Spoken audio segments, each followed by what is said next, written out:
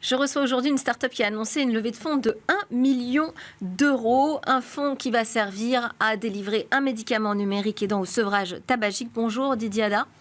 Bonjour à vous. Merci beaucoup d'être notre invité. Vous êtes le cofondateur de Clava, qui est spécialisé dans le développement de solutions numériques innovantes en matière de santé. Et en particulier, vous vous attaquez aux problèmes d'addiction, des addictions délétères partout dans le monde. Est-ce que vous estimez que les traitements médicamenteux actuels ne sont pas efficaces pour le sevrage tabagique ? Alors d'abord, si vous regardez les traitements qui existent actuellement, il y a assez peu de traitements. Vous avez en pharmacie habituellement le patch, vous avez la gomme, vous avez le spray. Il y a eu quelques tentatives d'antidépresseurs comme le Champix, mais qui ont malheureusement été arrêtés parce qu'ils créaient des effets nocifs plus importants que l'arrêt du tabac. Et il n'y a pas d'autres traitements aujourd'hui. Et c'est ainsi qu'on a créé une solution. Qu'est-ce que ça représente aujourd'hui, les addictions ? Parce que c'est votre marché, j'imagine que vous le connaissez bien. Oui, tout à fait. Les addictions dans le monde. Alors, il y a, pour donner ne serait-ce que l'exemple du tabac, vous avez 1 milliard de fumeurs dans le monde. Ouais. En France, nous en avons 15 millions. Alors, on a à peu près 10 millions, je crois, pour ce qui concerne les addictions à l'alcool. Et puis, il y a toutes les autres addictions, comme les opioïdes, les drogues dures. Et puis, il y en a d'autres qui peuvent être d'ailleurs les écrans, qui sont considérés aujourd'hui comme des addictions. Et puis, enfin, il en existe une derrière. Pour l'instant, on n'en meurt pas quand même. Pour l'instant, on n'a pas encore démontré un trouble de danger vis-à-vis des écrans. Et encore qu'il y a des études qui seront menées, justement, au sein du CHU qui fait notre propre étude. Et puis vous avez l'addiction au sucre aussi également, qu'on ne parle pas non plus. On se délecte devant une tablette de chocolat, mais les conséquences sont parfois désastreuses, avec le diabète et le cancer. Alors dites-nous ce que c'est un médicament numérique.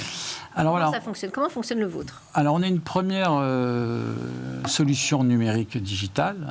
Ça fonctionne tout simplement sur votre smartphone. Et en fait, tout est basé sur des approches cognitives et comportementales. C'est-à-dire qu'en fait, vous allez avoir un compagnon digital sur votre smartphone. Tout le monde a un smartphone aujourd'hui. Et on va vous aider dans une démarche à modifier votre comportement.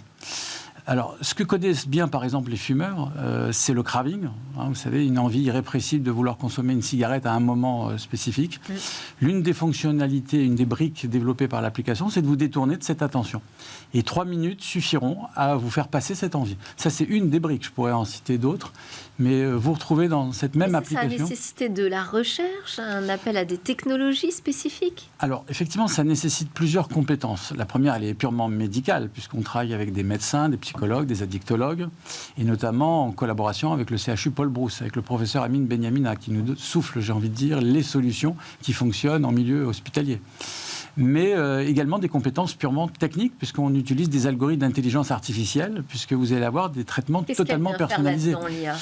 Tout simplement, elle vient personnaliser votre traitement. C'est-à-dire que si vous allez être questionné par l'application, de temps en temps, vous recevez des notifications qui vont vous dire comment vous vous sentez et pourquoi vous vous sentez comme ça. Et en fonction des réponses que vous donnez, vous allez avoir une thérapie qui est totalement personnalisée. Une femme enceinte n'aura pas le même traitement numérique qu'une personne qui se sera disputée avec son employeur, par exemple. Donc c'est comme ça que l'IA traite l'information. Ce sont de la data qui sont...